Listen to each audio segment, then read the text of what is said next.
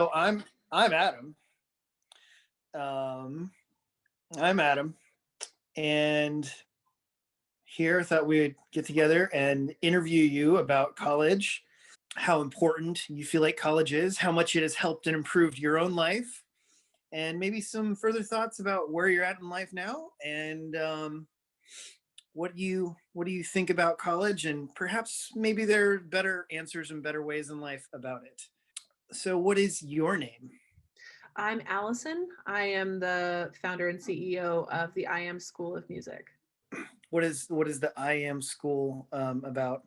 The I Am School of Music came out of 13 years of my own personal teaching in private contexts and public school contexts, and really just teaching students in such a way that they actually want to continue to learn, which is something you actually have to learn how to do. You don't just magically wake up one day after you get your education degree and become this amazing teacher that can inspire students. That's something you actually have to learn. And so that's what we do at the I Am School.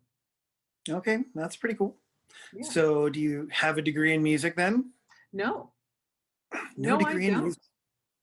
Nope. I would take it you are definitely not using a degree in music then to help you. So here's my story. You want to know actually what Yeah. what's going on? So I did go to college. Okay. It's interesting. So I did go to college. I was really interested in music, wanted to be a music major. Um, but I also didn't know any other paths. Mm-hmm. So I went to high school and it was sort of like the intimation was, well, if you wanna do anything with your life, you'll go to college. I actually had a teacher one time be like, I just hope you don't, this is literally verbatim what he said. I hope you don't grow up and have a bunch of kids and just stay at home. And I was like, oh, I'm an impressionable 18-year-old. I think that this adult has got the right idea about things. And I loved being in that space. But from the first day I walked in, there were things I was really uncomfortable with. Like, why the heck did I have to take so many freaking gen eds? Yeah, I can definitely understand that. Yeah, I've never really understood that. it's because I it's still don't. nonsense. Oh, is that the answer? Yeah, I'll tell you. I'll just let you know. That's just nonsense. Because I was a music major. Why did I have to take biology 101? How was that helping me develop the thing I wanted to be able to do? What is what is the point? What is the point of college? And I sort of asked myself that question the minute I got there. I was like, why am I having to do this? And so I front loaded everything. I front loaded almost my entire music degree, and kind of pushed my gen eds off as far as I could. And then had a tragedy happen in my family and had to leave halfway through my junior year. Oh, So wow. I am something like 30 credits short of a 4-year degree. And I don't have Econ 101 and computer science 304 or whatever nonsense. I see. I see. So you did go to college and everything like that, but yeah. So then just decided not to finish, right? Couldn't finish. Yeah. How long ago was that? Like, 2007. okay. Wow. So yeah. So and then how long did it take you? Did you kind of just start your own thing after that? Yeah. My plan was to be an ethnomusicologist, which is basically somebody who puts their That sounds hiking like boots a on. word. That sounds like a word made up in college. Yeah, basically. It's basically a high class academic who puts their hiking boots on and climbs through the mountains of Peru doing the very important work of studying their flutes. But and I was going to do that because there was this feeling like, oh well, you can. I remember there was another guy who said, well, you can get your bachelor's degree and put your shingle out and teach, or you can do blah blah blah. And actually, when I left college, that's exactly what I did. I put my shingle out and started to teach and realized, wait a minute, I have a passion for this and I'm really good at it. Why did no one tell me to do this?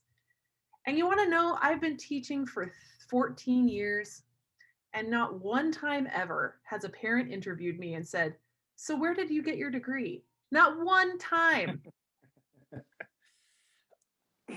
Nobody's even Well, asked.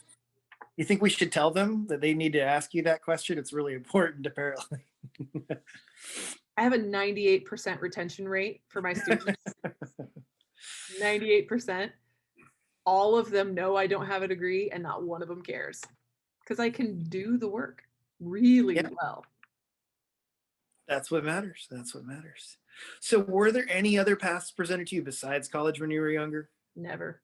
Like, I mean, what kind of alternatives should somebody have presented anyway? So let's go from a music education context. First of all, I Sure. think that if you are going to music college, it should be understood that you don't need all the broadening experiences that come from general education credits. That's their big sell on gen eds, right? Like this will make you a well-rounded person. Yeah. Like, oh, I personally really like the apprenticeship model and the coaching model. So I feel like if you have a passion for music, there should be some sort of program that you can go through to have somebody evaluate your strengths and say, yes, you are a musician. Should be doing you should be doing performance all the time. That's all you should be doing forever. Or, hey, you are a fairly good performer and an even better organizer. Why don't we put you in a position where you can learn what you need to learn to manage a band or manage an orchestra or manage because you're a very good organizer, better organizer than you are a performer. Like, how can we it's this weird thing where we put people through these meat grinders, and we don't, Yeah. of like, oh, well, you want to be a musician, clearly you want to be a performer, and put them through, oh, you're either a performer or you're an ed major, when there's like a million other things you can do. And I feel like even some of the music classes I took, it didn't help my work. And the only reason I ended up taking them was to rubber stamp myself into a job, which Mhm. seems weird. Like, if all I need is a rubber stamp and no skills, what's the purpose of it? Do you think then perhaps that college is more so designed to help you work for someone else? Oh, for sure. For sure. So then, yeah, I mean, the goal for the people at the universities is to get you to have a job working for somebody else. It's not really designed for you to start your own business or to think on your own. I think some of the listeners might be thinking to themselves, like, well, I had a college professor who blank, blank, blank. But it's not really the question of like particular professors.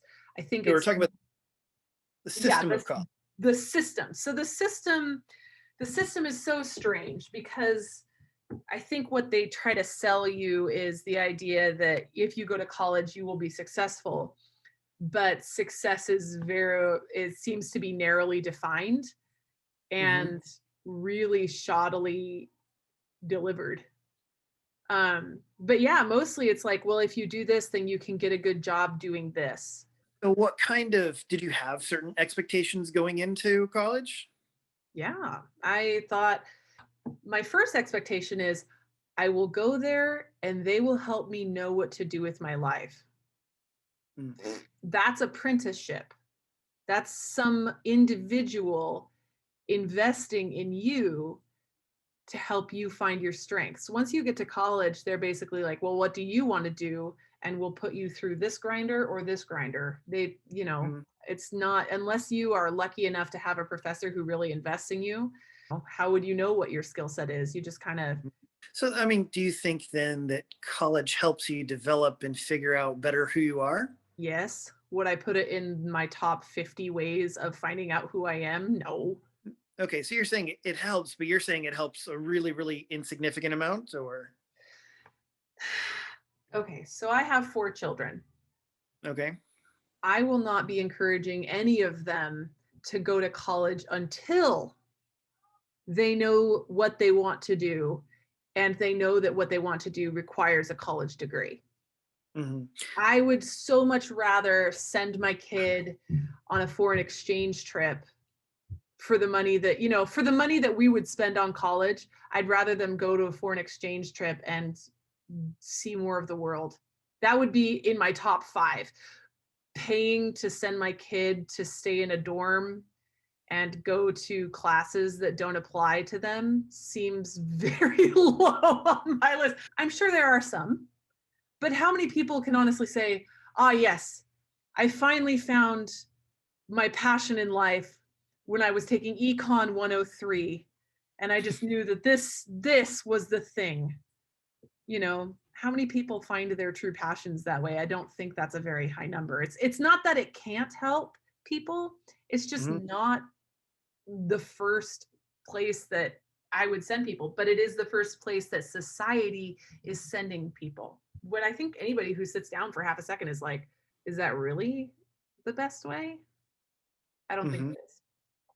So do you feel like there was a lot of social pressure to go to college? Heck yes. And anybody who's watching this will know that there is. From like who? Who do you get like social pressure from? Who did you personally get it from the most? I personally got it from high school teachers the most. Okay. I would say that there was some family pressure. College was seen as this shining beacon of light that was going to save me from some sort of dark, prosaic life. I mean, what would you say to somebody else then who's struggling with all of the pressure? Yeah, maybe it's pressure from their teachers, it's pressure from their parents. They're 17, about to turn 18, going to graduate in a few months. And they're like, I don't know how I could possibly say no to everyone telling me that this is the absolute best way for me to go in life. Well, first of all, if you're 17 or 18, take a deep breath, because there is nothing more terrifying feeling than being 17 or 18 and feeling like the weight of the world is on your shoulders. Hmm. Um, know that if you want to learn, you will. Um, the rubber stamp is helpful, but it is only helpful if you're going places that require a rubber stamp. If you Yeah. so if you get this rubber stamp expecting it to give you everything, hand you the world, it won't be there. Um, decide what's important to you. Take some time. Take some significant time. Take a walk without your phone and consider to yourself, in 20 years, what are the most important things I want in my life? Do I want to have a family? Do I want to have a massive house and a lot of money? And if I do, why do I want those things? Hmm. What will that give me? If you want to change the world, if you are motivated like a lot of 17 and 18-year-olds are right now to change the world, then consider the best way to get you there. If you want to be a lawyer, you're going to need the rubber stamp for that. If you want to be a community activist, you don't have to have a degree to do that. And if you want to do that effectively, you might be more effective at doing it if you aren't saddled with hundreds of thousands of dollars in debt. There are a lot of paths to get to where you want to go, and only some of them require a degree. What about all of the people that have spent their youths in university? They have finally graduated and they've already decided, you know what, that didn't work out nearly as well as I thought it was going to. And they might feel a little bit, I don't know, disillusioned perhaps. I mean, but now they're like, all right, look, I've already got my cool stamp, but I still don't know what I want to do. How do they proceed with life not knowing what to do, having already been through university? I don't know. That's a good answer. Yeah, I don't know. I think that is a huge blow, isn't it? That is an expensive lesson in the school of life. And it is worth taking time to grieve that. If you have spent 4 years Mhm. of your life, or 6 or 8 years of your life, pouring money into something that you actually didn't want in the first place, I mean, yikes. Yeah, that's that sucks, and I'm sorry. That sucks. I don't have any advice about moving forward other than grieve grieve the grieve the loss, and don't hold yourself to something that you don't want, don't feel good doing. Mhm. um, don't make that expense, that price you paid, more expensive by making it your entire life. Like when you're 18 and you go and you lease a ridiculously expensive car because you have a new job and you're like, oh, that was such a terrible decision. Like, this is much bigger than that. The world is still yours. That's definitely encouraging. Certainly is encouraging. So for aspiring entrepreneurs, do you think they should go through some college, or it just kind of depend on exactly what kind of field they're looking to go into? Yeah. Like, do you feel like that college should be everybody should at least get what do you think about the college experience? Everyone should get the college experience. What does that even mean? What what does that Adam, what does that mean? When I envision the college experience, what that sounds like to me, because I've got a 13-year-old. So in 5 years, I have the opportunity to send her for the college experience. What that Yeah. sounds like to me is a bunch of people 18 to 22 gathered into one place to make bad decisions together. It's like the world's most expensive year-round summer camp. Right. What do you think the biggest lie about college is? The biggest lie about college is without it, you will be unhappy. That's pretty big. Yeah. What do you think is the biggest truth that every student should know before they go to college? College is just a tool. Use the correct tool for the correct problem. Don't try to use college as the one tool that will fix it. It's not the one ring to rule them all. It's not gonna it's not going to um, pave every path for you. Use college. Use your money and your time to get you specifically where you want to go. Don't spend your money on your time on something that you haven't considered, that isn't going to help you. Well, thanks for talking with me, Allison, and giving your input on college and university. And I'm sure it'll definitely help other people that have really struggled with this question about college and how they should move on with their life. So, is there any last words you want to give to anyone out there? Before you find a college, find a mentor, because you want somebody who is invested in you, that you trust, to help you find your way. If you are going into your adulthood, or even if you are an adult who's just a little bit lost, find somebody you can trust who will help you. And you can find those a lot of different places. I've really enjoyed this conversation, Adam. Thank you so much for making the space for this conversation. Yeah, well, thanks for coming on and being so willing to share of your own time, your own thoughts, and yeah, just a little bit more about your business. And I'm glad things are going well for you. So Thank you. All right. we'll look forward to chatting later.